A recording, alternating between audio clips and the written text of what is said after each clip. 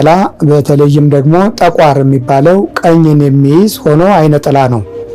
ትልቁ ባህሪው መሰረታዊ የሆኑ ነገሮች ላይ ግርዶሽን መፍጠር ነው።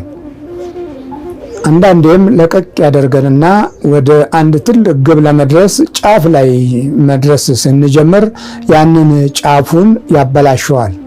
ወደ ጫፍ ለመድረስ ያደረግነው ጉዞ ጊዜ፣ ሰዓት፣ እድሜ እና የቀን ታሪክ፣ ልፋት፣ ድካም እነዚህ ሁሉ በጉዟችን ውስጥ የተካተቱ ናቸው። የተማሩት ነገር ይጠፋቸውና ባዶ ይሆናሉ።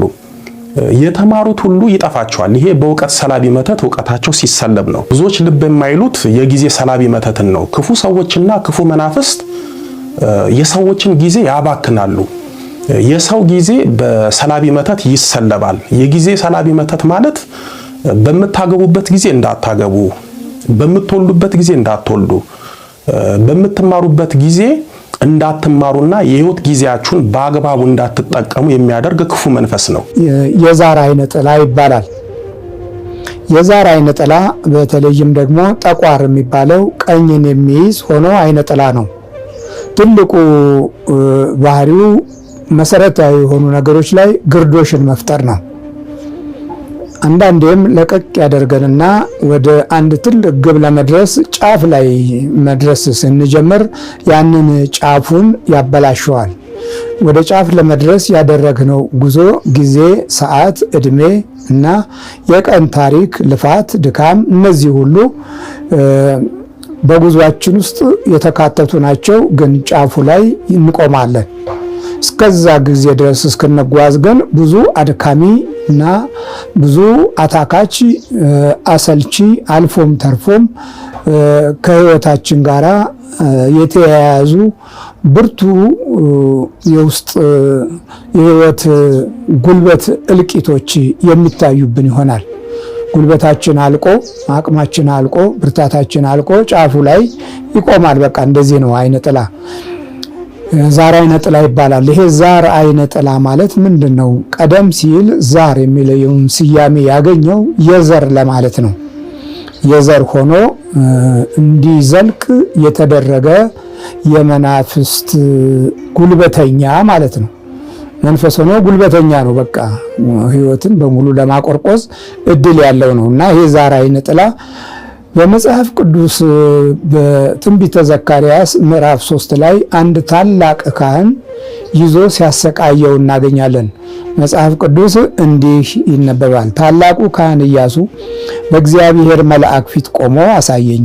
ሰይጣን የሚከሰው ዘንድ በስተቀኙ ቆሞ ነበር። ኢያሱም እድፋም ልብስ ለብሶ በመልአኩ ፊት ቆሞ ነበር ይላል። እድፋም ልብስ ነው ያለበሰው። ጥምጥሙም እድፋም ጥምጥም ነው የጠመጠመው። በአገልግሎቱ የለበሰው ልብስ ያደፈ ነው።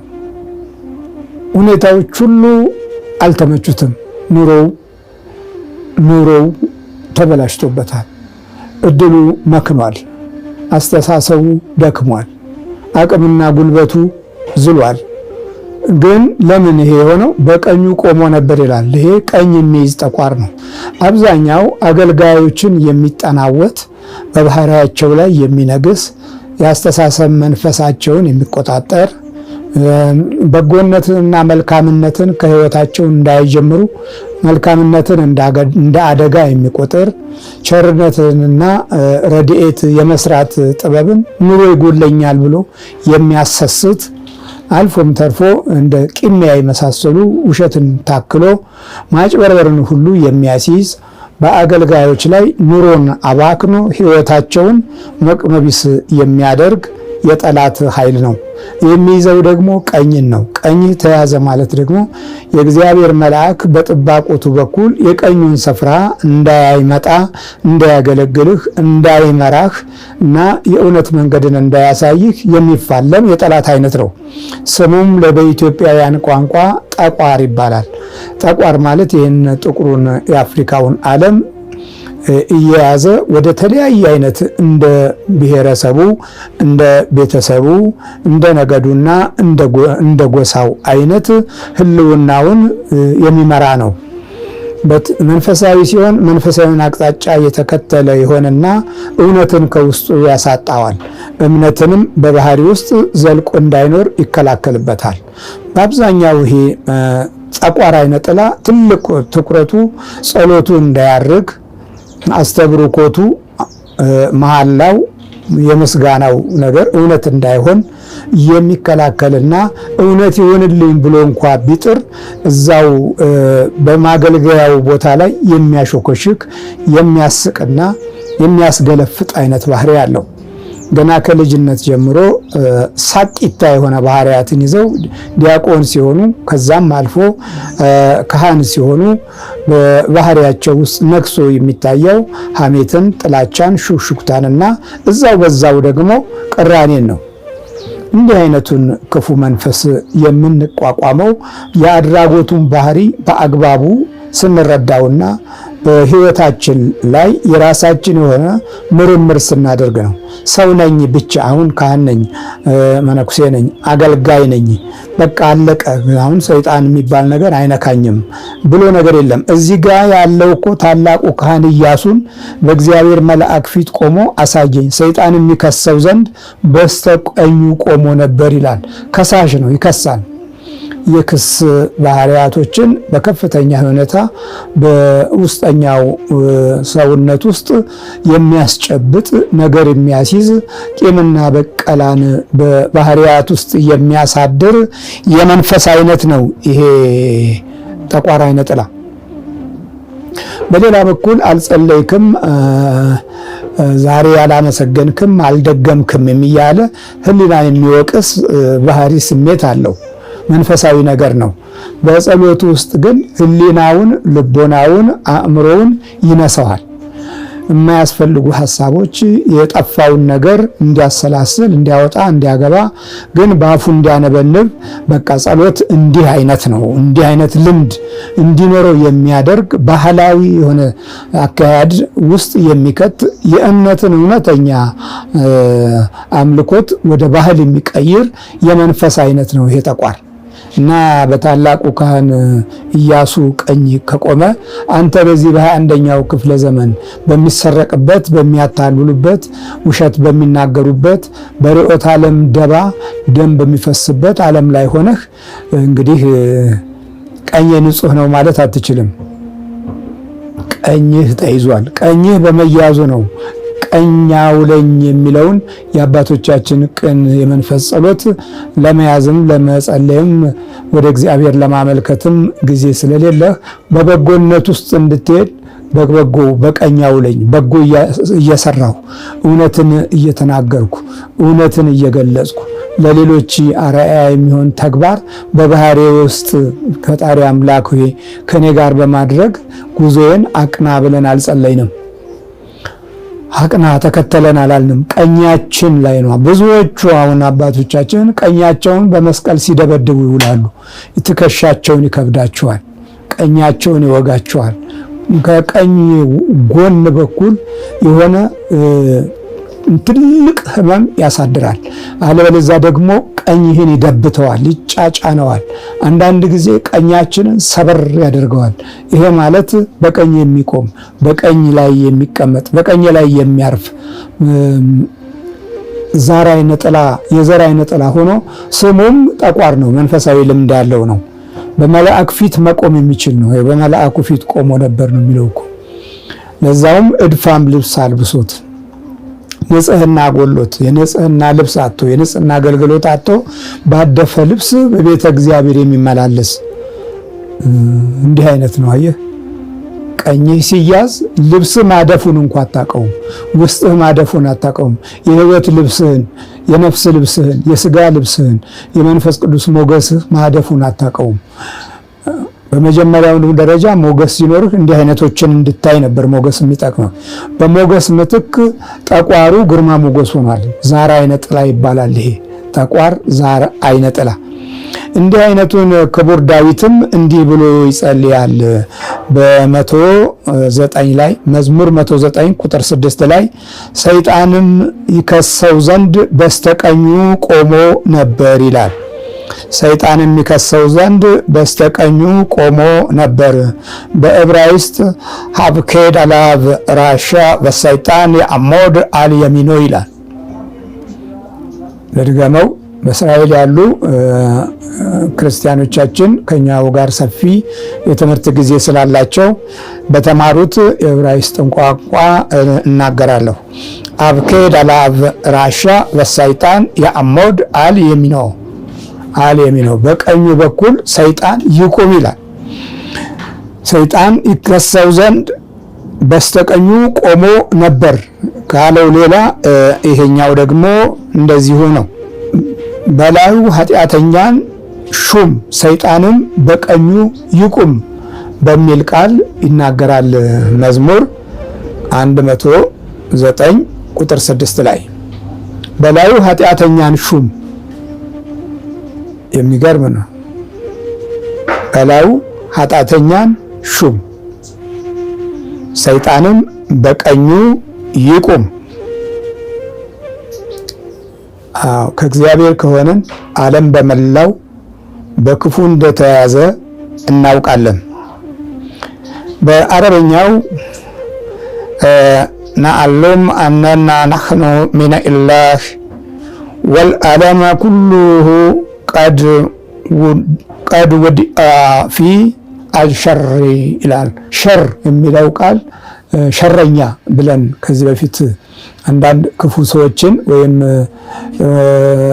በክፋት በጣም የበሰሉ ወገኖችን እሱ ሸረኛ ነው የምንለው። ሸር የሚለው ከአረብኛ የመጣ ቃል ነው። እዚህ ጋር አልሸረሪ ይላል። ሸሪ ይላል። ሸረኛ ነው። እንግዲህ ይሄ የሸር መንፈስ ከእግዚአብሔር እንደሆነ ዓለም በመላው በሸረኛ መንፈስ እንደተያዘ እናውቃለን ማለት ነው። የአረበኛውን ወደዚህ ስትወስደው በሸረኛ መንፈስ በክፉ መንፈስ እንደተያዘ እናውቃለን።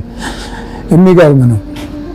በላዩ ኃጢአተኛን ሹም ሰይጣንም በቀኙ ይቁም ይላል። የተረገመ ትውልድ በክፋት የበረታ ለአምልኮት የማይመች ፈሪሃ እግዚአብሔር የጎደለው አምላክን የማይፈራ በመጥፎ ሐሳብ የሚሄድና በመጥፎ ጎዳና ውስጥ ምርጫው የሚያደርግ ለሌሎች ምቀኝነትንና ክፉ ተንኮልን ከክፉ ንግግር ጋር መግለጽ የሚችል አይነት ሰው ክቡር ዳዊት እንዲህ ይለዋል፣ በላዩ ኃጢአተኛን ሹም ሰይጣንም በቀኙ ይቁም። ለምን? ኃጢአተኛ ከተሾመ እድሉን ይሰብረዋል፣ ሕይወቱን ያጠፈዋል፣ ኑሮውን ያበላሻል፣ ዘመኑን ያከስራል፣ ቤቱን ያወድማል፣ ያራቁተዋል፣ ያሳድደዋል፣ ይገለዋል። ስለዚህ ምን ይሁን? በላዩ ኃጢአተኛን ሹም። የእውቀት ሰላቢና የአእምሮ መተት ያለበት ሰው ገንዘቡ የሚባክነው በማያነበው መጽሐፍ ነው። መጽሐፍ ሲገዙም ራሳቸውን አጽናንተው ነው። አንድ ቀን አነባለሁ ወደፊት አነባለሁ ብለው አንድ ቀን ሳያነቡ ወደፊትም ሳያነቡ ስንት አንድ ቀኖችና ስንት የወደፊት ቀኖች አልፏቸዋል። ሌላው ደግሞ የእውቀትና የአእምሮ መተት ያለበት ሰው በፍጹም መጽሐፍ ማንበብ አይወድም። እንደውም በግድ ላንበብ ካለ ይጨንቀዋል፣ ይደብተዋል፣ ራሱን ያመዋል፣ ያስጠላዋል። በዚህም ማንበብ ይተዋል። ልክ እንደ ዶክተሯ ብዙ ሰዎች ተምረው ምን እንደተማሩ የማያውቋሉ። ዲግሪ ይዘው ማስትሬት ይዘው ግን የተማሩትን በፍጹም የማያስታውሱና የማያውቁ ሰዎች አሉ። በተማሩት የማይሰሩ ሰዎች አሉ። የእናንተ ነገር ሲወሰድ የእናንተ ባልሆነ ነገር ትኖራላችሁ። አንዳንዶቹ ጎበዝ ተማሪ ሆነው ሌሎቹም ጥሩ ተማሪ ሆነው ነገር ግን በድንገት የተማሩት ነገር ይጠፋቸውና ባዶ ይሆናሉ። የተማሩት ሁሉ ይጠፋቸዋል። ይሄ በእውቀት ሰላቢ መተት እውቀታቸው ሲሰለብ ነው። ብዙዎች ልብ የማይሉት የጊዜ ሰላቢ መተትን ነው። ክፉ ሰዎችና ክፉ መናፍስት የሰዎችን ጊዜ ያባክናሉ።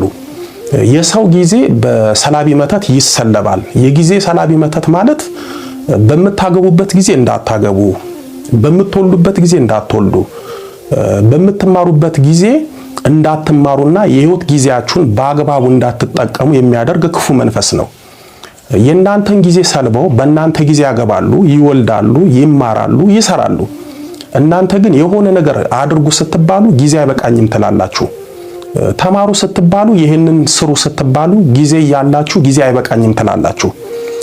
ጊዜያችሁ ሲሰለብ የእናንተ ጊዜ በማይረባና በማትጠቀሙበት ነገር ጊዜያችሁን ታባክናላችሁ። ጊዜው የተሰለበበት ሰው ለምንም ነገር ጊዜ አይኖረውም። ጊዜው የተሰለበበት ሰው ማለት ባጭሩ ህይወቱ የተወሰደበት ሰው ማለት ነው። ጊዜው የተሰለበበት ሰው ስለ ጊዜው ምንም አይመስለውም። ሰዎች በጊዜያቸው ብዙ ነገር መስራት፣ መቀየር፣ መለወጥ እየቻሉ ጊዜያቸው ስለተሰለበ ባሉበት ቆመዋል።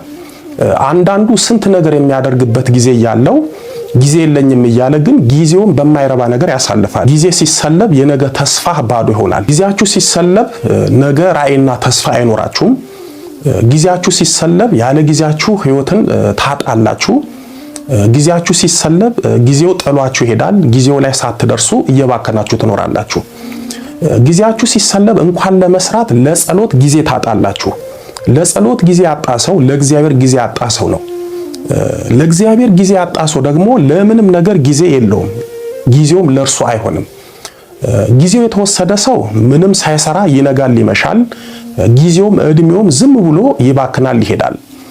ጊዜ ህይወት ነው። ጊዜ ጸጋ ነው። ጊዜ በረከት ነው። ጊዜ እንኳን ስጋችሁን ነፍሳችሁን የምትጠቅሙበት ነው።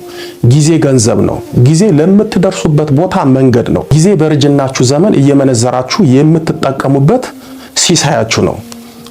ጊዜ ለትዳራችሁ፣ ለትምህርታችሁ፣ ለመስራታችሁ፣ ለመለወጣችሁ፣ ለስኬታችሁ፣ ለከፍታችሁ፣ ለህይወታችሁ ቁልፍ ነው። ጊዜ ለነገ ልጆቻችሁ ህይወታቸውን የምታስተካክሉበትና ከናንተ የተሻለ እንዲኖሩ የምታደርጉበት ስጦታ ነው። ጊዜያችሁ በክፉ ሰዎችና በክፉ መናፍስት ከተወሰደ ህይወት ጨለማ ናት። ህይወት የቁም ሞት ናት። በመጽሐፈ መክብብ በምዕራፍ 9 ቁጥር 12 ላይ ሰውም ጊዜውን አያውቅም ተብሎ ተጽፏል። ብዙዎቻችን ጊዜ እያለን የጊዜ ባለቤት እግዚአብሔር ጊዜ ሰጥቶን ግን ጊዜያችንን የማናውቅና ጊዜያችንን በአግባቡ የማንጠቀም ብዙ አለን። ክፉ መናፍስት ጊዜያችንን በማይሆን ነገር እንደሚያባክኑ ሁሉ ጊዜያችንን በሚጠቅመን በሚመስል ነገር ያባክኑብናል። አንዳንዶች በጊዜያቸው አግቡ ሲባሉ ትንሽ ጊዜ ልቆይ ይላሉ። ሌሎቹም ተምረው ስራ ይዘው አግቡ ሲባሉ ቆይ ልማር፣ ማስተርስ ሊያዝ፣ ትንሽ ልስራ፣ የሆነ ነገር ሊያዝ፣ ቤተሰቦቼን ልርዳ፣ ወንድሞቶቼን ላስተምር፣ ለቤተሰቦቼ ቤት ልስራ እያሉ እነሱ ግን የሚያገቡበትን የሚወልዱበትን ጊዜ ያባክናሉ። እንዲህ አይነት ጊዜ ለመልካምና ለመስዋዕትነት የሚጠፋ ቢሆንም የእናንተን ጊዜ ግን ይገድላል። ጥቂት የማይባሉ ሰዎች ጊዜያቸውን መስዋዕት አድርገው ለቤተሰባቸው ቤት ሰርተው ህይወታቸውን አስተካክለው የነሱ የህይወት ቤት ግን ፈርሷል። የነሱ ህይወት ተበላሽቷል። ብዙዎች ለዓላማቸው፣ ለትምህርታቸው፣ ለቤተሰባቸው ጊዜያቸውን ሰውተው በመጨረሻ እነሱ በጊዜያቸው ማድረግ የሚገባቸውን ነገር ሳያደርጉ ይቀራሉ። የሰው ልጅ መልሶ ከማያገኘው እስከ ወዲያኛው ድረስ መልሶ ሊያገኘው ከማይችለው ነገር አንዱ ጊዜ ነው። ጊዜያችሁን በአግባቡ ተጠቀሙ። ሌላው እጅጉን የተለመደው የገበያ ሰላቢ መተት ነው። ይህንን ብዙዎች ይጠቀሙበታል። የገበያ ሰላቢ መተት ማለት አራት አይነት ነው። አንደኛው የገበያ ሰላቢ መተት ገበያችሁን የሚሰልቡበት ነው። ሁለተኛው የገበያ ሰላቢ መተት የሸጣችሁበትን ገንዘብ የሚሰልቡበት ነው። ሶስተኛው የሰላቢ መተት የእናንተ ገበያ ተዘግቶ የነሱ ገበያ ደርቶ የሚጠቀሙበት ነው። አራተኛው የሰላቢ መተት ሀብት ንብረት የሚወድምበትና የሰውን ገንዘብ የሚያባክኑበት ነው። እነዚህን እንመለከታለን። አንደኛውና ገበያችሁን የሚሰልቡበት መተት ለምሳሌ ሱቅ አላችሁ እንበል። በእናንተ ላይ የገበያ ሰላቢ መተት ከተመተተባችሁ ሰዎች ከናንተ አልፈው ወይም ከናንተ ሱቅ ወጥተው በእናንተ ላይ የገበያ ሰላቢ ወደ አስመተቱት ሱቅ ገብተው ይገዛሉ። የናንተ ደንበኞችም እናንተን አልፈው ወይም ከናንተ ሱቅ ወጥተው ቆይ መጣ ብሎ የገበያ ሰላቢ መተት ካስመተቱት ሰዎች ሱቅ ገብተው ገዝተው ይሄዳሉ። የናንተ ገበያ በሰላቢ መተት ስለተሰለበ ጥሩ ዕቃ ይዛችሁ አትሸጡም። ዝንብ ስታባርሩ፣ ባለመሸጣችሁ ስታማርሩ ትውላላችሁ። ምክንያቱም ገበያችሁ በገበያ መተት ተሰልቧልና። ባጭሩ ይሄኛው መተት የናንተን ገበያ ለመሳብና ወደ ራሳቸው ለማምጣት እንዲሁም ገበያችሁን ወደ ራሳቸው ለማዞር የሚጠቀሙበት ነው። ሁለተኛው የገበያ ሰላቢ መተት የሸጣችሁበትን ገንዘብ የሚሰልቡበት ያልኳችሁ ነው። ለምሳሌ ጥሩ ሱቅ ወይም ምግብ ቤት አላችሁ እንበል። በሱቃችሁ ውስጥ በምግብ ቤታችሁ ጥሩ ገበያ አላችሁ። ብዙ ሰው እየመጣ ከሱቃችሁ ዕቃ ይገዛል። ከምግብ ቤታችሁም ሰው እየመጣ ይመገባል። በዚህም ጥሩ ትሸጣላችሁ፣ ገበያችሁም የደራ ይሆናል። ነገር ግን ከጧት እስከ ማታ በተጠቃሚ ተጨናንቃችሁ ብዙ ነገር ሸጣችሁ ማታ ገንዘቡን ስትቆጥሩ የሸጣችሁትና ያገኛችሁት በፍጹም አይጣጣምም። ገበያው ብዙ ነው፣ ካዝናው ግን ከባዶ ያልተናነሰ ነው። ቀን ብሩን ተከምሮ ታያላችሁ፣ ማታ ስትቆጥሩ ትደነግጣላችሁ። የሸጣችሁትና ያገኛችሁት ገንዘብ አይመጣጠንም። ይሄ የሚሆነው የገበያ ሰላቢ መተት ሲኖርባችሁ ነው። ከዚህ ጋር በተያያዘ ለምሳሌ ሱቅ ካላችሁና የሰላቢ መተት ካለባችሁ የሰላቢ መተቱ አንደኛ የምትቀጥሩት ሰራተኛ ገንዘባችሁን የሚሰርቃችሁ ነው። ሁለተኛ መንፈሱ ገንዘባችሁን በሰው ያሰርቃችኋል። ብዙ ሰዎች የቀጠሩት ሰራተኛ ገንዘባቸውን እንደሚሰርቃቸው እየሰሙ እያወቁ ሰራተኛቸውን አያባርሩም። ምክንያቱም የሰላቢ መተት እነሱን ለመጉዳት እንደውም የሚሰርቃቸውን ሰው ታማኝ አድርጎ እንዲያስቡት ያደርጋል። ብዙ ሰዎች ገበያ ያለው ጥሩ ሱቅ፣ ጥሩ ምግብ ቤት፣ ሌላም ነገር አላቸው። ግን ይሰራሉ፣ ይለፋሉ። የሚለፉትና የሚሰሩት ከሚያገኙት ገንዘብ ጋር አይጣጣምም።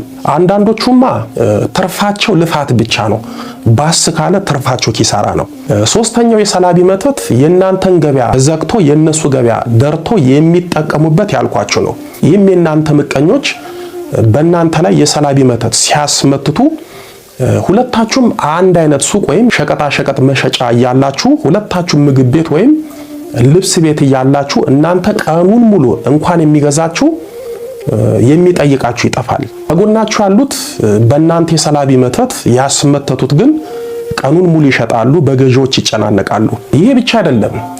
ለምሳሌ አንድ የማምረቻ ድርጅት ቢኖራችሁና በዚህም ተፈላጊ ዕቃ የምታመርቱና የምትሸጡ ከሆነ የሰላቢ መተት ካለባችሁ ግን የሚፈለገው ዕቃ ተረካቢዎች አይገዟችሁም። ከእናንተ ያነሰውንና የባሰውን ይገዛሉ። የሰላቢ መተት ክፋቱ ገንዘብ ማባከን ብቻ ሳይሆን እድላችሁንም ይዘጋል። እድላችሁን በመዝጋት ነው እጃችሁ ላይ ያለውን የሚሸጠውን ዕቃ ሰው እንዳይገዛችሁ በማድረግ የሚያባክነው። በሰላቢ መተት የእናንተን ገበያ ዘግተው በእናንተ የገበያ እድል ሸጠው ስለሚውሉ እናንተን የሚገዛችሁም የሚጠይቃችሁም የለም። ምክንያቱም የእናንተን የገበያ እድል በገበያ ሰላቢ መተት ስለወሰዱ። ለዚህ አንዱ መፍትሄ ጠዋት ሱቃችሁን፣ ምግብ ቤታችሁን፣ ድርጅታችሁን እየከፈታችሁ ጸበል መርጨት ይገባል። ምክንያቱም የሰላቢ መተት የሚመተተው አንድም በሚጣል ነገር ስለሆነ በሱቃችሁ፣ በምግብ ቤታችሁ፣ በድርጅታችሁ ደጅ ስለሚጣል ጸበል ከረጫችሁት የሰላቢ መተቱ ይሻራል ወይም ጸበሉ እንዳይሰራ ያደርገዋል። ይህንን ማድረግ ስለ እውነት በጣም ቀላል ነው፣ ግን ብዙዎች ይህንን አያደርጉም። በዚህ ምክንያት ነው የማንም የሰላቢ መተት መጫወቻና መፈንጫ የምትሆኑት። አራተኛው የሰላቢ መተት ሀብት ንብረት የሚያወድሙበትና የሰውን ገንዘብ የሚያባክኑበት ያልኳችሁ ነው። ይህንን የሚያደርጉት እናንተም በፍጹም የሚጠሉና ከውድቀታችሁ እስከ ሞታችሁ የሚፈልጓችሁ የለየላችሁ ምቀኞቻችሁ፣ ጠላቶቻችሁ ናቸው። በህይወታችሁ፣ በንብረታችሁ፣ በሀብታችሁ፣ በገንዘባችሁ በመቅናት አንድ ሰው ጠላት ሆኖባችሁ ንብረታችሁ፣ ሀብታችሁ፣ ገንዘባችሁ እንዲወድም እንዲባክን ካስመተተባችሁ በጣም በሚገርምና በሚያስደነግጥ ሁኔታ በአይናችሁ እያያችሁት ሀብታችሁ ይባክናል፣ ንብረታችሁ ይጠፋል፣ ገንዘባችሁ ይባክናል።